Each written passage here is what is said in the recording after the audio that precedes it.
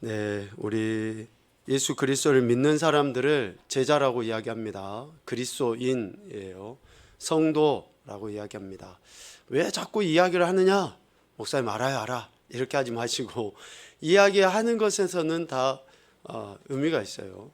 우리가 우리의 정체성을 잊어버리면, 정체성을 망각해버리면 그것만큼 어떠한 많은 것들을 이뤘다 할지라도 실패한 인생은 없습니다. 정체성에 맞는 삶을 사는 것은 그래서 중요합니다. 남편으로서, 아내로서, 남자로서, 여자로서, 학생으로서, 교사로서, 아니면 목사로서, 성도로서, 우리가 갖고 있는 모든 직책이라든지 또 직분이라든지 또 우리의 성별이라든지 이런 모든 것들에 맞게 살아야지만이 혼란함이 없는 거예요. 혼란은 내가 그 정체성에 맞지 않게 사니까, 즉 진리를 벗어나니까 혼란스러운 거예요. 질서가 파괴되는 거죠. 무질서. 그러니까 정체성을 알고 그 정체성에 맞는 삶을 살기 위해서 우리는 지금 이 시간에도 나와 있는 거죠. 예수 그리스도를 믿는다라고 하는 것에 대한 그 분명한 정체성, 여러분의 또 오늘 우리의 그런 신분, 사도 바울은 우리 옛사람과 새사람 이런 표현을 하죠. 그러니까 예수님 믿기 이전에는 옛사람이에요. 그러나 이제는 새로운 피조물인 거죠. 새사람. 그래서 그 새사람에 맞는 삶을 살아야 되는 거예요. 옛 옷은 벗어버려야죠. 새 옷을 입어야 돼요. 엄마 새 옷 사주세요 이러면 안 되고, 엄마 목사님이 새 옷 입으라는데 새 옷 사주세요 이것이 아니라, 아니 예수님 믿는다라는 것은 지금 바로 그런 의미가 있다라는 거예요. 예전에는 땅의 것만 바라봤다 그러면 이제는 위의 것을 보고 사는 거죠. 옛날에는 천국과 관계 없었다면 이제는 정말 천국 백성답게 살아가는 거예요. 그래서 우리의 시민권이 하늘에 있다라고 바울이 이야기한 것처럼 달라지는 거예요. 달라져. 왜? 정체성 때문에. 나의 정체성 때문에 그렇게 달라지는 거예요. 그러니까 할 수 있지만 하지 않는 거예요. 죄를 범할 수 있지만 내 안에 여전히 죄의 충동과 또 죄의 그 속성들이 나를 내 안에서 이렇게 일어나지만, 그래서 그것에 이끌려서 넘어질 때도 있지만 하지 않으려고 하는 거예요. 첫 번째는 하나님 눈치 때문에, 두 번째는 다른 예수님 믿는 사람들 눈치 때문에, 세 번째는 예수님 안 믿는 사람들 눈치 때문에라도 할 수 있지만 하지 않는 거예요. 할 수 있지만 하지 않는다라는 것은 여전히 우리 안에 이러한 죄성이 있어서 우리를 넘어뜨리기 쉽다라는 거예요. 내일부터 우리가 야고보서를 이렇게 쭉 보는데 15절에 그 이야기가 나오잖아요. 1장. 욕심이 잉태하게 돼요. 왜? 우리 안에 다 욕심이 있어요. 그 욕심이 잉태되면 죄가 되고 결국엔 사망까지 이르게 되는 거예요. 그러니까 우리가 예수님 믿는다라고 하는 것은 욕심도 있고 죄성도 있고 여러 가지 것들이 있지만 눈치 때문에 하지 않는 거예요. 눈치 때문에. 자, 우리 눈치를 보고 살아야 돼요. 눈치를 보고. 하나님 눈치 보십시오. 아멘을 크게 해야지 돼요. 그래. 그리고 다른 성도들 눈치를 봐야 돼요. 그리고 믿지 않는 자들 눈치도 봐야 되고. 눈치를 본다는 게 우리가 좀 부정적인 의미로 쓰여지지만, 눈치를 본다라고 하는 그 의미 속에서는 주님이 하시는 말씀과 같이 뭐예요? 형제를 실족시키지 않게 하기 위함이에요.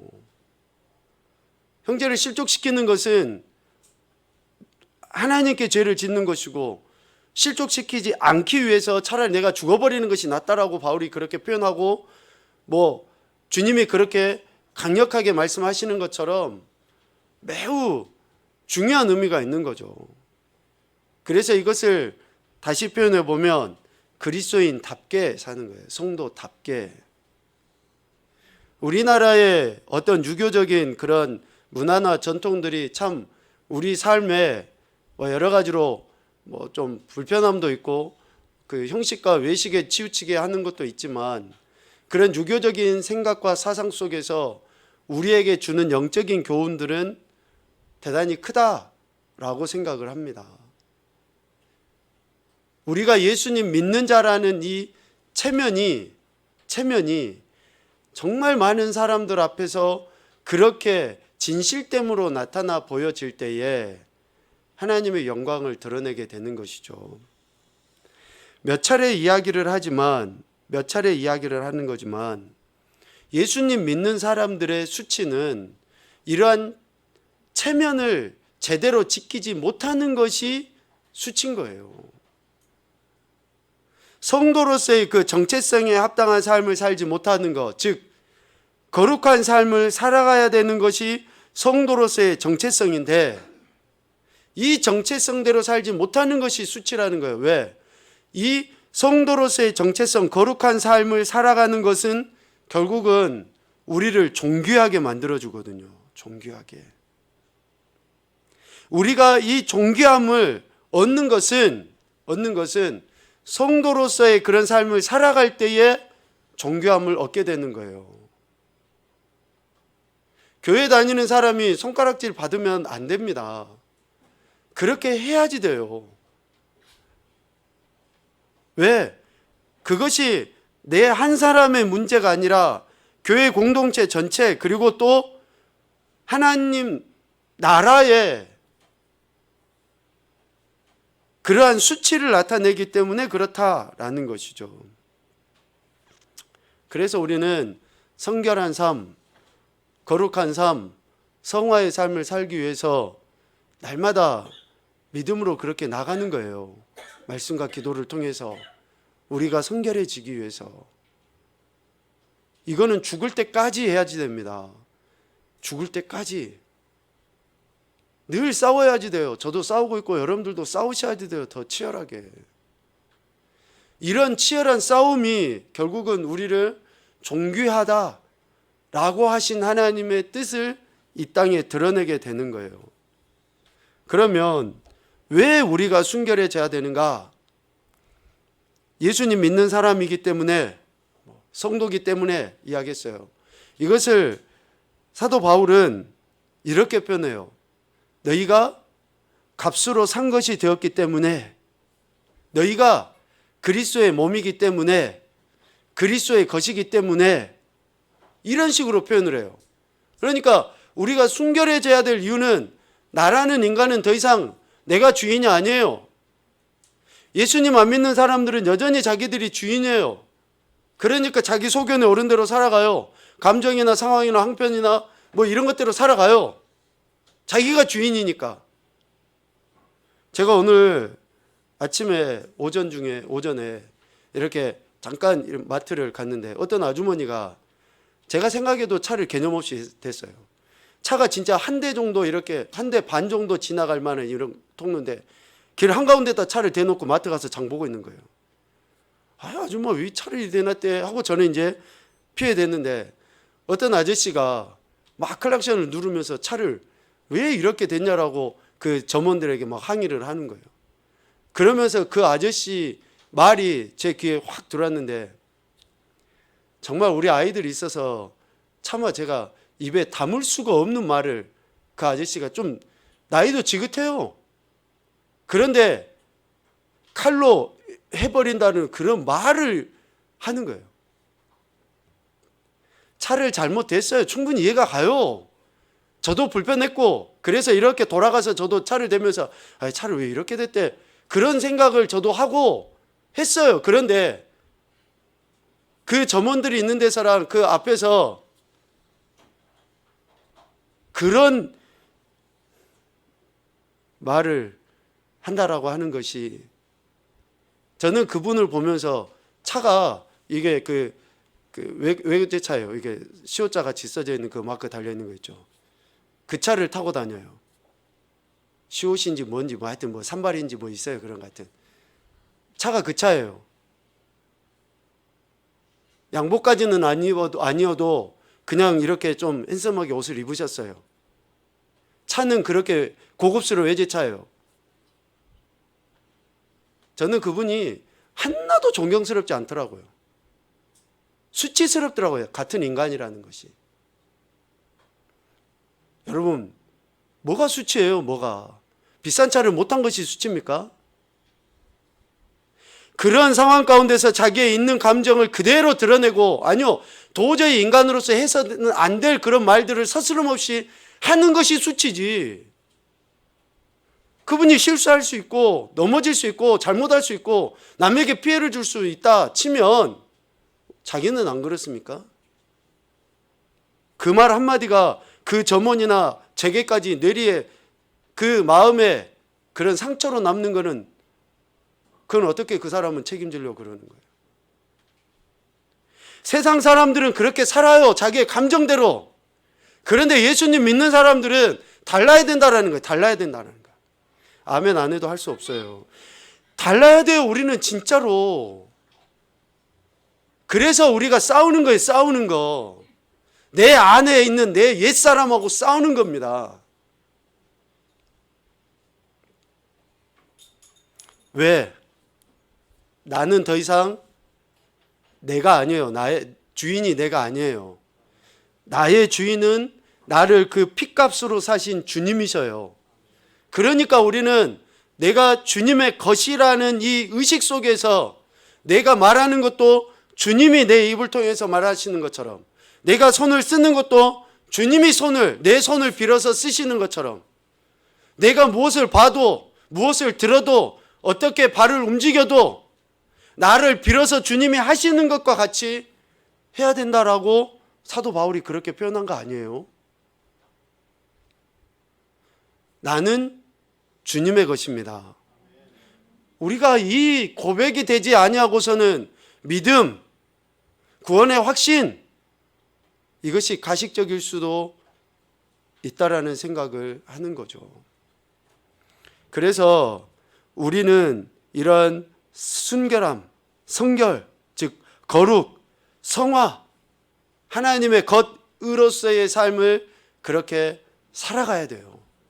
우리의 힘으로 못합니다. 주님의 은혜를 구해야 돼요. 영적인 은혜를 구해야지 됩니다. 성령님의 도우심을 구해야지 돼요.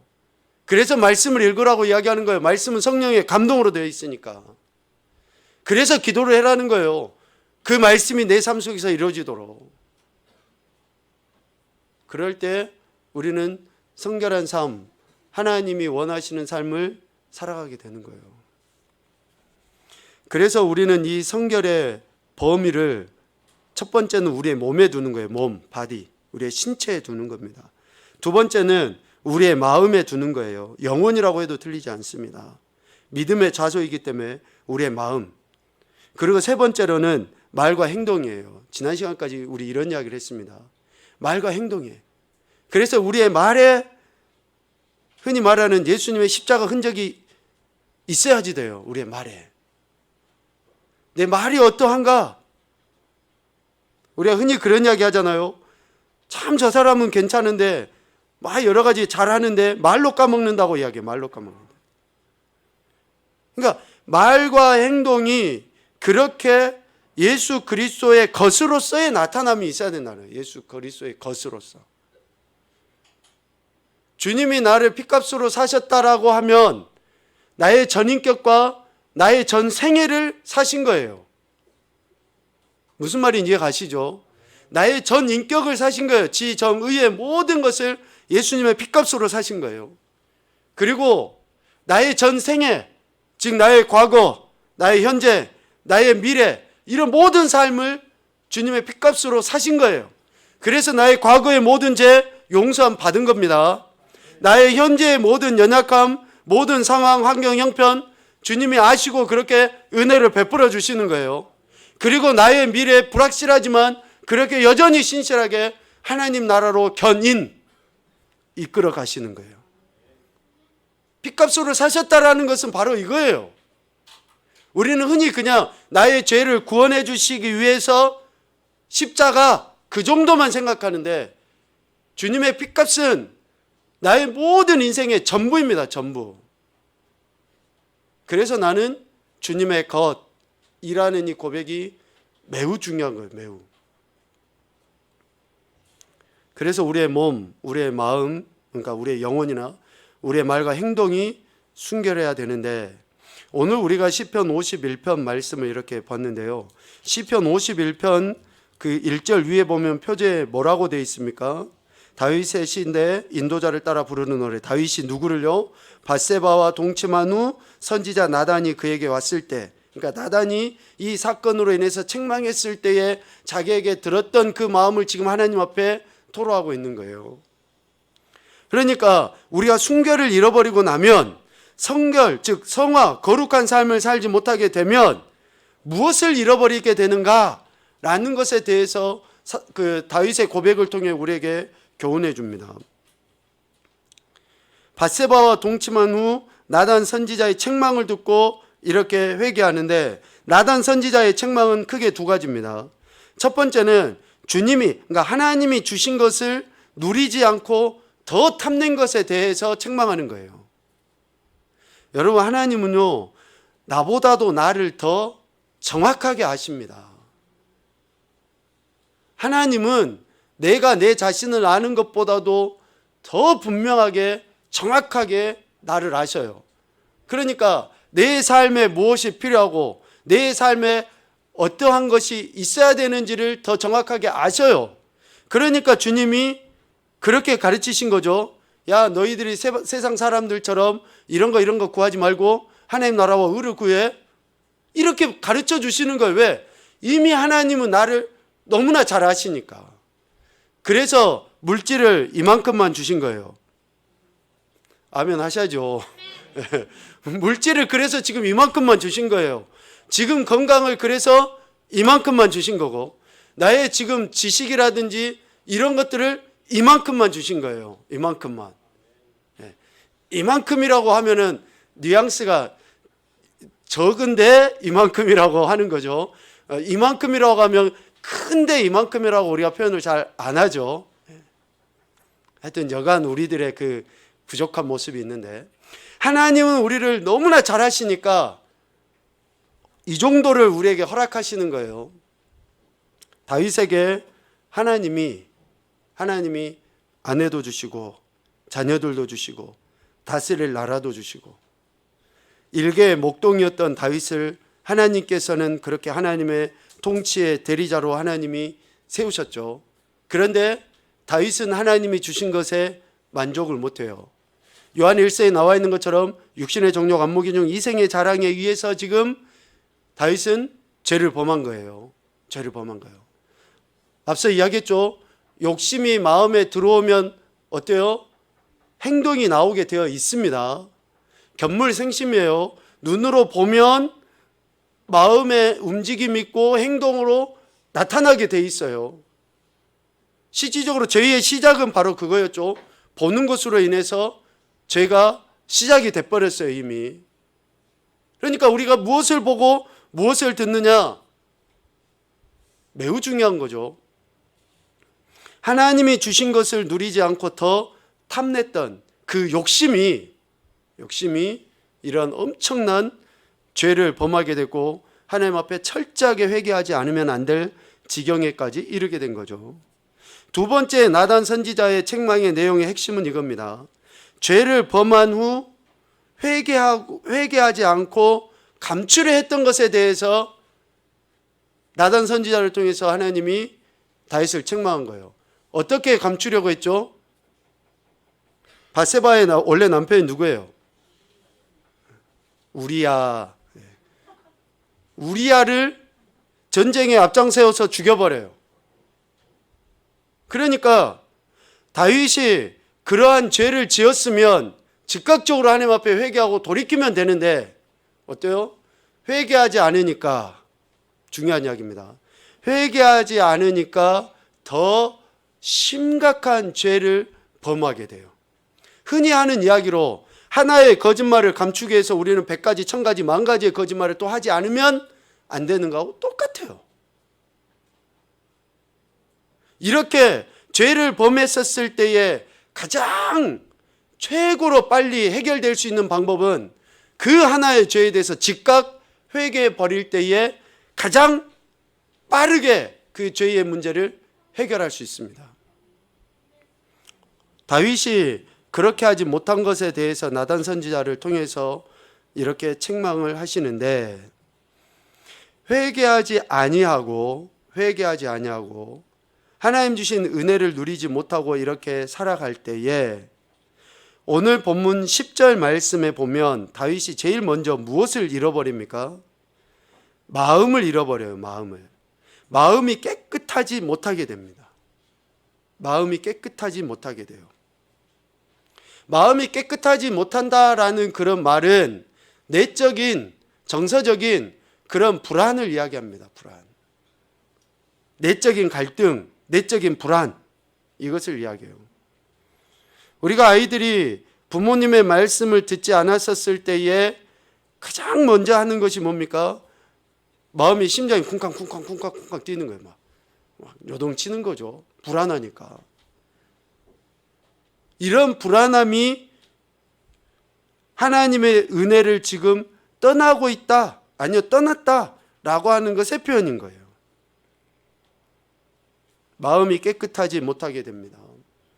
이런 말씀들을 통해서 우리가 우리 자신들을 점검을 해야 돼요. 내가 지금 하나님 말씀에서 뭐가 지금 멀어졌는가? 내가 제대로 회개하지 못한 것은 뭐가 있는가? 평안함이 없어지는 거죠. 평안함이 없어져요.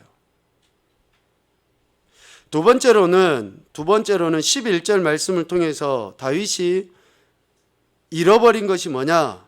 11절 내용에 보면 나를 주 앞에서 쫓아내지 마시며 성령을 내게서 거두지 마소서, 이렇게 이야기하죠.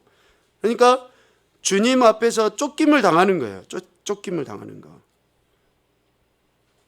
아담과 하와가 범죄했었을 때에 가장 큰 벌이 뭡니까? 뭐 수고하고 땀 흘려서 먹고 사는 거요? 해산하는 거요? 아니에요. 하나님이 거하시는 에덴 동산에서 쫓겨나는 것이 가장 큰 하나님의 심판이에요.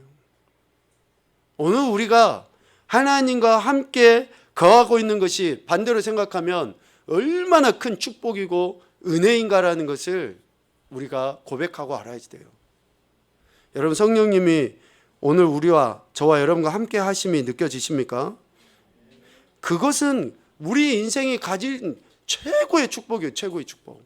하나님이 지금 나와 함께 하신다는데, 세상 사람들은 이 엄청난 신비스러운 비밀을 몰라요. 그러니까 예수님을 안 믿는 거예요. 그러니까 이런 성령이라는 것에 대해서 거부감을 갖는 거예요. 우리는 우리 안에 계신 성령님이 나와 함께 하시는 것을, 그래서 우리는 늘 의식적으로 인지하고 살아가야 돼요. 인지하고. 공기가 그냥 우리가 의식하지 않아도 호흡이 되니까 우리가 모르고 인식하지 못하고 살아가는 거하고 똑같아요. 성령님이 우리와 늘 함께 계시니까 우리가 인식을 못하고 사는 것은 굉장히 어리석은 일이에요. 그래서 성령님을 인식하고 사는 것은 대단한 축복입니다. 그러기 위해서 우리가 말씀을 읽고 기도하는 거예요. 그런데 다윗은 이렇게 죄를 범하고 나서 어때요? 주 앞에서 쫓아내지 마시오며, 즉 주님과의 그 관계가 끊어짐에 대해 가슴 아파한 거죠. 앞선 마음에 대한 그런 불안이 있었다 그러면 이거는 영적인 불안이에요. 영적인 불안. 우리가 영적으로 불안하다, 이거는 근데 다 알아요. 내 스스로도 알고 다른 사람들도 알고. 왜? 안 드러날 것 같지만 다 드러나거든요. 우리가 마음이 불안한 상태 다 짐작하잖아요. 특별히 부모는 아이들이 심리적으로 불안한 상태를 금방 캐치내요. 하나님은 우리를 그렇게 너무나 잘 아시기 때문에 우리가 나의 죄를 고백하지 않아도 하나님은 다 알고 그냥 기다리고 계셔요. 내가 회개할 때까지. 영적인 그런 불안함. 그리고 12절을 통해서 보면 세 번째로 다윗이 잃어버린 것이 뭐냐? 주의 구원의 즐거움을 내게 회복시켜 주시고, 구원의 즐거움이 사라져 버려요. 구원의 기쁨. 여러분, 우리가 흔히 하는 이야기가 있잖아요. 처음에 예수님 믿고 구원받았을 때 그 감사, 감격이 회복돼야 된다라고 이야기하잖아요. 여러분, 왜 그게 사라집니까? 왜 그게 사라질까요? 우리가 죄를 범하고도 여전히 하나님 앞에 회개하지 않으니까 그 구원의 기쁨이 사라지는 거예요. 제대로 된 회개를 안 하니까. 사랑이 흔들릴까요? 사랑이 변합니까? 사랑이 움직입니까? 사랑이 움직인다고 말하는 사람들은 가짜 사랑이에요. 사랑이 움직여요? 아니에요. 진짜 사랑하는 것은 그럴 수가 없어요. 그런데 진짜 사랑하지 않는 거예요. 왜? 사랑한다라고 말은 하는데 그 사람의 말에 대해서 내가 전적으로 수용하고 순종하지 않기 때문에, 즉 죄를 범하기 때문에 어때요? 점점 그 사람과의 관계, 하나님과의 관계가 멀어지고 그 사람을 보면 왠지 나도 모르게 인상이 써지는 거예요. 나도 모르게. 얼굴이 굳어져요. 왜? 구원의 즐거움이 없으니까. 사랑의 그 기쁨이 없으니까. 다시 말하면 신앙의 믿음의 참 기쁨을 상실해 버립니다. 회개하지 않으면. 우리가 죄를 범하면 그렇게 된다라는 것이죠. 이런 사람들은 실질적으로 하나님을 위한 봉사나 헌신이 사그라져 버립니다. 봉사와 헌신이 사라져 버려요. 그러니까 진정한 봉사와 헌신은 어디에 근간하는 거예요? 구원의 기쁨에서 근간하는 거예요. 내가 구원의 기쁨이 있다. 그럼 아무리 힘들어도 해지게 돼 있어요. 아무리 어려워도 하게 돼 있어요. 내가 구원의 기쁨이 있다. 내가 진짜 사랑한다. 아내가 남편을 사랑하고 남편이 아내를 사랑해요. 또 자녀가 부모를 사랑하고 존중해요. 교회 공동체 안에서 목회자와 성도들 간에 이런 진정한 영적인 그 교제 안에 사랑이 있다. 그러면 하게 돼 있어요. 그 사랑은 뭘 낳습니까? 신뢰를 낳아요. 신뢰. 그래서 믿을 만한 이라는 단어가 그렇게 나오는 거예요. 구원의 즐거움은 사랑입니다. 다윗은 하나님의 이 놀라운 사랑에 의해서 지금의 왕의 위치까지 왔잖아요. 그런데 그 죄로 인해서 이 구원의 기쁨이 사라져버려요. 다윗이 잃어버렸던 이런 것들을 다시 회복하기 위해서 하나님 앞에 기도하죠. 오늘 51장 1절부터 4절까지 내용만 보죠. 우리 한번 같이 읽어봅시다. 51장 1절부터 4절입니다. 시작.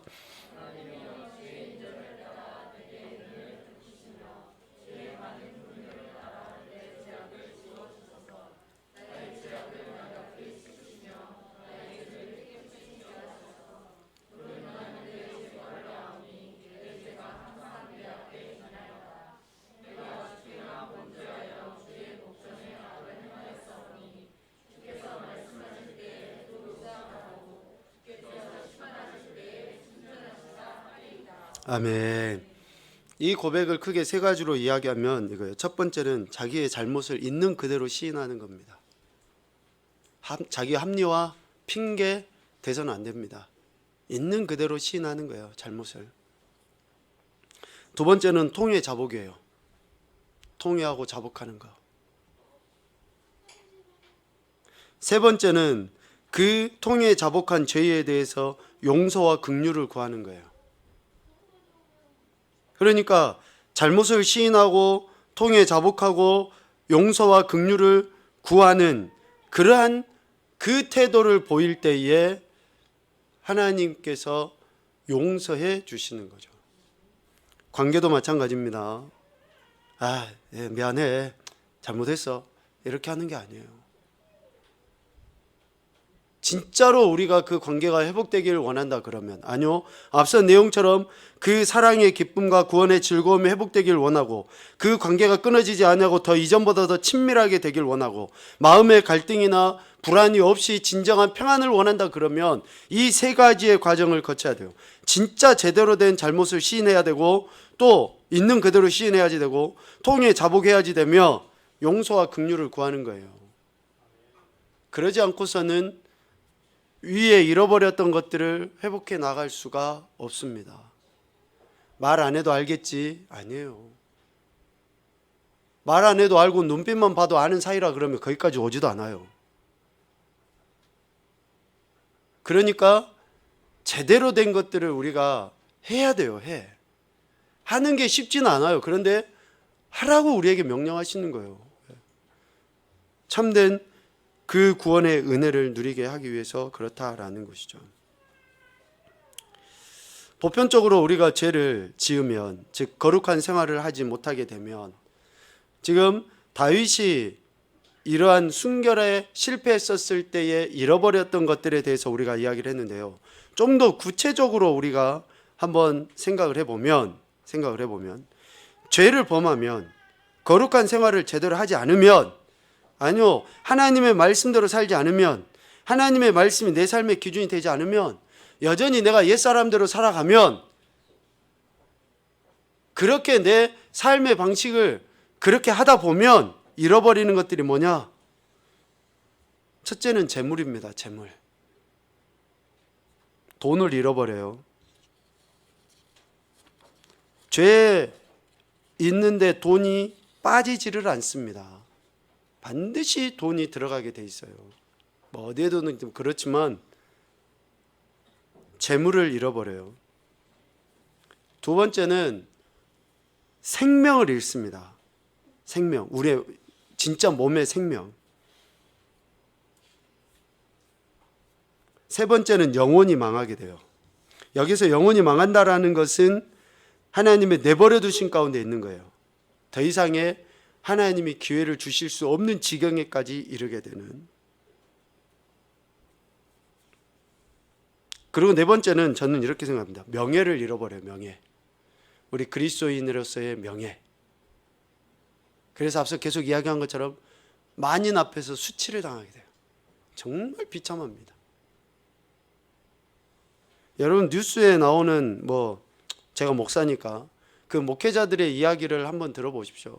얼마나 수치스러운지 모르겠어요. 도저히 창피해서 고개를 들 수가 없어요.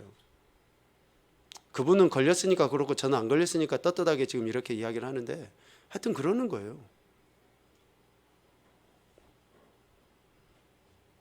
그분은 뭘 걸리고 목사 저는 뭘 안 걸렸지 이렇게 생각하시는, 하여튼 그런 게 있어요. 다 삶을 살아가다 보면.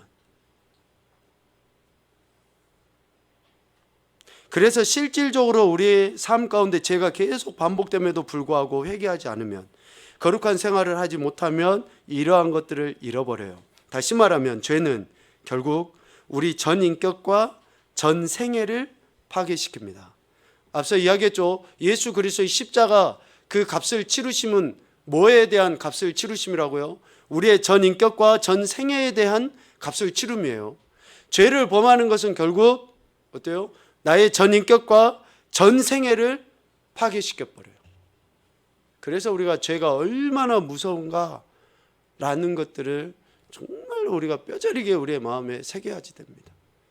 그래서 작은 죄 하나라도 허용하지 않기 위해서 부단히 힘쓰고 애쓰고, 나 혼자 힘써서 안 되니까 다른 믿음의 지체들하고 또 함께 힘쓰고 공동체 안에서 그렇게 행해 나가고, 오죽했으면 그 사람들이 세상 사람들과 아예 단절을 해가지고 그렇게 하지 않기 위해서 진짜 예수님 믿는 사람들이 공동체 마을을 지어서 그렇게 살았겠어요.